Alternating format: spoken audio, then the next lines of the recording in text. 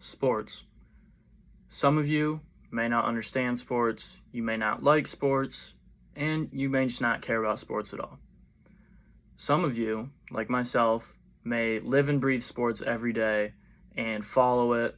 You wake up in the morning, turn on your sports center, get your daily fix, and you go to bed watching highlights from that day of sports.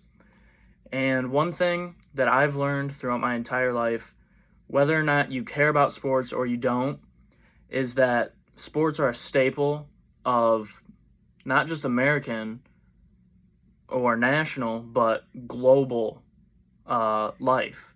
And during this pandemic, sports were shut down for a little bit at the beginning because they weren't sure how to handle it. And for me, that was tough because every day I like to watch sports.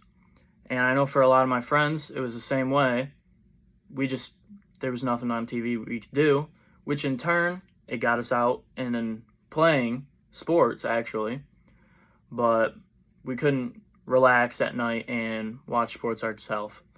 And I'm here to give a little insight on the life of sports, diving into each sport itself, for those of you who may not understand or care about sports.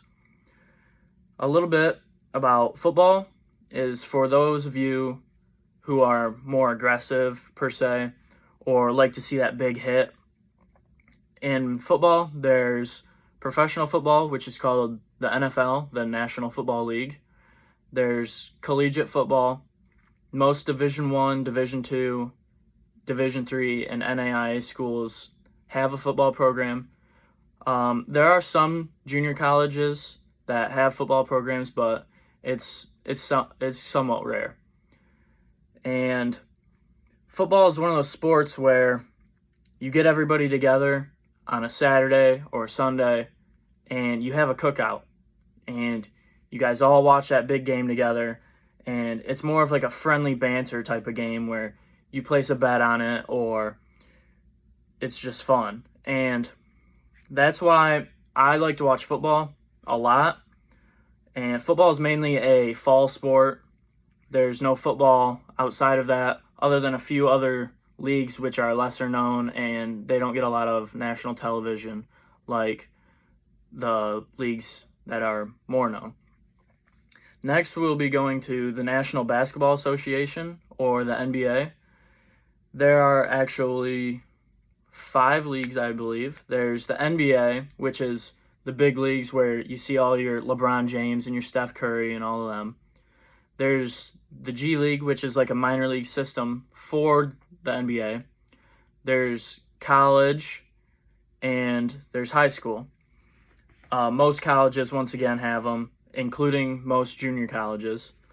And in the NBA, if you are more player-oriented, you like a certain person, that's your sport to watch. Because in the NBA, nowadays, is a lot more one-on-one, and the players doing what they want.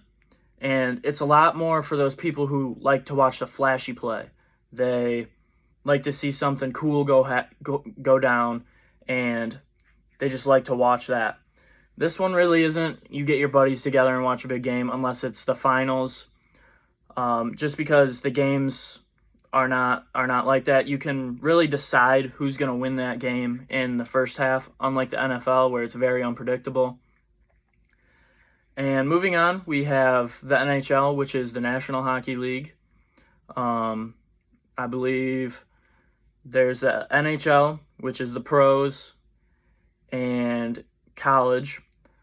Now, I'm not sure how many colleges actually have hockey, but I know a lot of the NAIA schools and junior colleges don't, just because it's a harder sport to maintain with the rink and everything. A lot of higher up Division I schools have it. And I'm not too particularly fond of hockey. I mean, it is fun. It's fun for me to go watch in person because I like the big hits when they crash into the wall and all that. But on TV, I don't really understand the rules, so it's not that fun for me to watch. And as we dive into what is the most fun to watch, personally, I believe it would either be college football or college basketball. strictly because in college, it's not about the money. Whereas you get into the pros, it's more, if they don't get this amount of money, they're not going to play. If they're not playing as much as they want to, well, then they're just going to sit out. In college, it's you play. If you don't, you work hard and you go play. And you try to get to the pros. And that's why I feel college sports are just more fun to watch, because everybody there is fighting for a spot to play and to go pro. And it's not about the money. It's about going out there and playing the sport that you love and making the fans, unlike this year with COVID, making the fans happy and putting on a show for them. Now, college basketball, there's a tournament at the end of the year called March Madness, which leads up to the national championship game to decide who the best team in the country is. And no matter what school you are, if you win your conference tournament, you will get into this tournament, the big tournament. And there's so many upsets that happen. A lot of you may know March Madness because a lot of people do brackets for it. I know at my high school, our math teacher printed off a bunch of brackets every year, and we would all fill them out, and we would just have a friendly game to see who could guess the most teams winning right.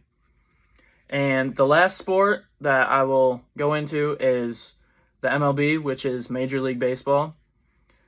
Most schools have this. There's the MLB, which is the pros, and they actually have 3 minor league systems, AAA, AA, and Single A, below them, and there's also college and high school as well. And baseball is my favorite sport. That's what I play at Glen Oaks.